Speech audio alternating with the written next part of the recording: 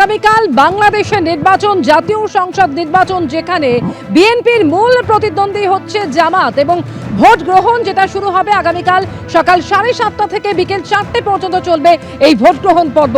আপনারা জানেন যে প্রাক্তন প্রধানমন্ত্রী শেখ হাসিনার দেশ ত্যাগের পর এই প্রথম নির্বাচন হতে চলেছে বাংলাদেশে। সকাল 7:30 থেকে বিকেল 4টে পর্যন্ত ভোট গ্রহণ পর্ব চলবে এবং রাত থেকেই শুরু হবে গণনা।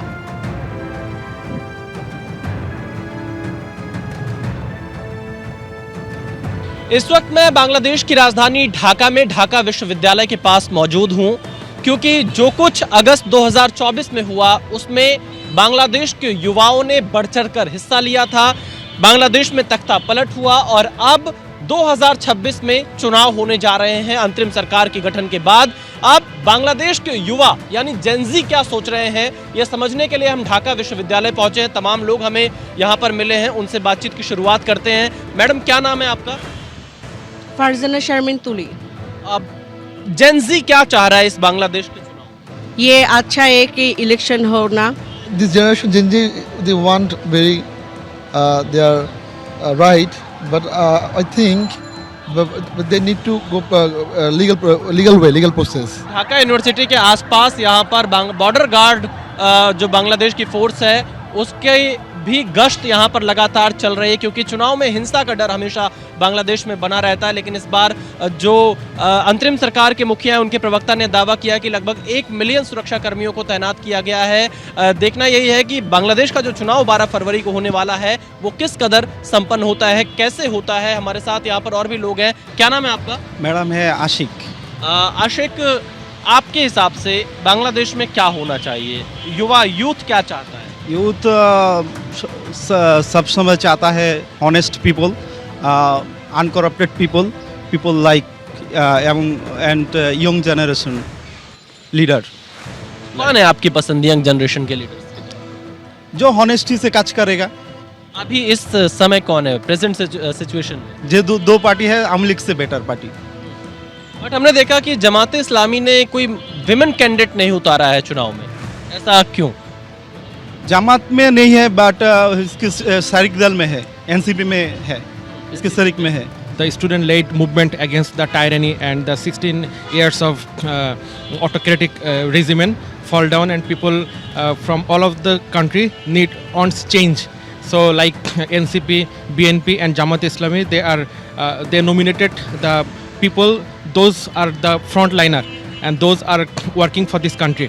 So I think in this election this is a historic event for this country. Jamaat Islami गठबंधन को सपोर्ट करेगा या फिर बीएनपी गठबंधन को सपोर्ट करेगा, इस पर अभी खुलकर जेनजी यहाँ अपनी राय नहीं रख रहा है। कैमरामैन जितेंद्र के साथ विशाल पांडे, एबीपी न्यूज, ढाका, बांग्लादेश। এদিকে নির্বাচনের 48 ঘন্টা আগে বাংলাদেশে ফের এক হিন্দু খুন হলেন। ময়মনসিংহের দোকানের মধ্যে ঢুকে কুপিয়ে খুন করা হলো সুশীল চন্দ্র সরকার নামে ওই ব্যক্তিকে। দোকানের মধ্যেই কুপিয়ে খুন করে শাটার নামিয়ে দিয়ে আততায়ীরা চম্পট দেয় সেখান থেকে। খুনের পরে দোকানে লুটপাট করা হয়েছে বলেও অভিযোগ করেছে নিহতের পরিবার। নৈরাজ্যের বাংলাদেশে ফের কট্টরপন্থীদের তাণ্ডব, দুষ্কৃতীরা এখনো পর্যন্ত অধরা।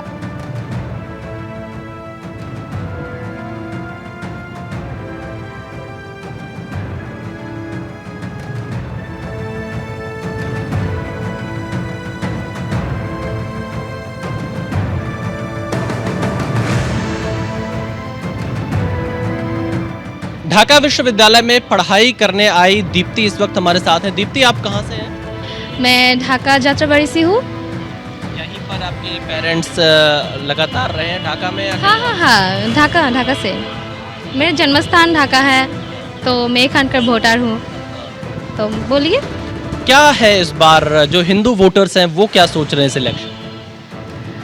वो जो ये बार हो रही है ना, बहुत कंफ्यूजन है कि आप फ्रीडम पाएगा व नहीं पाएगा, बहुत कंफ्यूजन होती है। वोट में अगर नारी जो होती है ना, जो फ्रीडम चलने फिरने के लिए जो फ्रीडम होती है, इस बात पाऊंगी कि ना निर्वाचन हो रही है तो क्या जो होगा, हम किसी को वोट देंगे कुछ पता नहीं है। माने सब कंफ्यूजन। बेहतर दोनों हड्डाहड्डी लड़ाई पे है। देखा जाक कि होता है बा होगा। अवामी लीग को इस बार चुनाव नहीं लड़ने दिया गया यहाँ पर। इस बात मैं क्या बोलूँ, আওয়ামী লীগ इस बात तो नहीं है, तो এখন जो आएगा वो এটাই আশা করছি যে अच्छी होगा, देखा जाक। अच्छा, अभी परेशानी होती है? हाँ हाँ, बहुत हिंदू किसे बहुत इंसाफ नहीं होती है।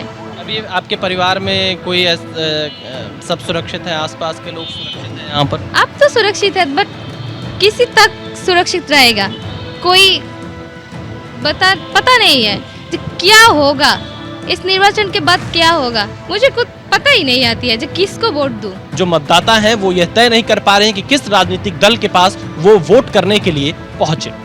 कैमरामैन जितेंद्र के साथ विशाल पांडे, एबीपी न्यूज, ढाका, बांग्लादेश। বাংলাদেশের নির্বাচনের ঠিক আগে বাংলাদেশের পাঁচবারের প্রাক্তন সাংসদ এবং বাংলাদেশের প্রাক্তন মন্ত্রী রমেশচন্দ্র সেনের মৃত্যু হলো। 18 মাস জেলে বন্দী থাকার পর তার মৃত্যু হয়। মৃত্যুর খবর পেয়ে শোকের ছায়া নেমে আসে রায়গঞ্জের বাড়িতে। রায়গঞ্জের বাসিন্দা মৃণাল দাসের সম্পর্কে রমেশচন্দ্র সেন ছিলেন তার ছোট পিসেমশাই। আত্মীয়তার টান আর দীর্ঘদিনের পারিবারিক যোগাযোগে রমেশবাবুর সঙ্গে দাস পরিবারের সম্পর্ক ছিল অত্যন্ত ঘনিষ্ঠ। 2024 সালের অগস্ট মাসে বাংলাদেশে হাসিনা সরকারের পতনের পর রাজনৈতিক অস্থিরতার আবহে আক্রান্ত হতে শুরু করেন শাসক দলের একাধিক নেতা মন্ত্রী। সেই তালিকায় ছিলেন রমেশচন্দ্র সেনও। অভিযোগ, তার বাড়ি এবং গুদাম পুড়িয়ে দেওয়া হয়। পরবর্তীতে তাকে গ্রেফতার করে পুলিশ। গত 18 মাস ধরে তিনি দিনাজপুর জেলে বন্দী ছিলেন। গত শনিবার সকালে তার মৃত্যুর খবর পৌঁছয় রায়গঞ্জের দাস পরিবারে। ওড়িশা গভর্নমেন্ট ইচ্ছাকৃতভাবে মিথ্যা এলিগেশন দিয়ে জোর করে অ্যারেস্ট করে নিয়ে গিয়ে জেলে পুরে দিয়েছে। প্রায় 18 মাস ধরে জেলে থাকার পরে প্রায় মৃত্যুর মুখে ঠেলে ফেললো লোকটাকে। অ্যারেস্ট হওয়ার পরে অ্যাকচুয়ালি দেখুন, আমার তো ফ্যামিলির লোক, তো মনে অনেক সাহস নিয়ে আগস্ট মাসের পরে প্রায় 1.5 মাস পরে পুজোর আগে আগে আমি গিয়েছিলাম সেই সময়। তো গিয়ে দেখা করে আসি, কিন্তু খুব ভয়ই ছিলাম। 2টা দিন ছিলাম পিসির ওখানটায়, আমার কিছু করারও ছিল না, জাস্ট উপস্থিত হওয়া। তদন্ত তো চাই, দেখুন এখন বাংলাদেশের যা সরকার চালাচ্ছে, তদন্ত কতটুকু কি করবে না করবে এটা তো। চিংড়িঘাটা মেট্রো নিয়ে এবার সুপ্রিম কোর্টে রাজ্য। কলকাতা হাইকোর্টের সিদ্ধান্তকে চ্যালেঞ্জ জানিয়ে সুপ্রিম কোর্টে দ্বারস্থ হলো রাজ্য সরকার। 15 ফেব্রুয়ারির মধ্যে চিংড়িঘাটের কাজ শেষ করে রাজ্যকে ট্রাফিক নিয়ন্ত্রণের নির্দেশ দিয়েছিল কলকাতা হাইকোর্ট, আর সেই নির্দেশকে চ্যালেঞ্জ করেই এবার সুপ্রিম কোর্টে গেল রাজ্য।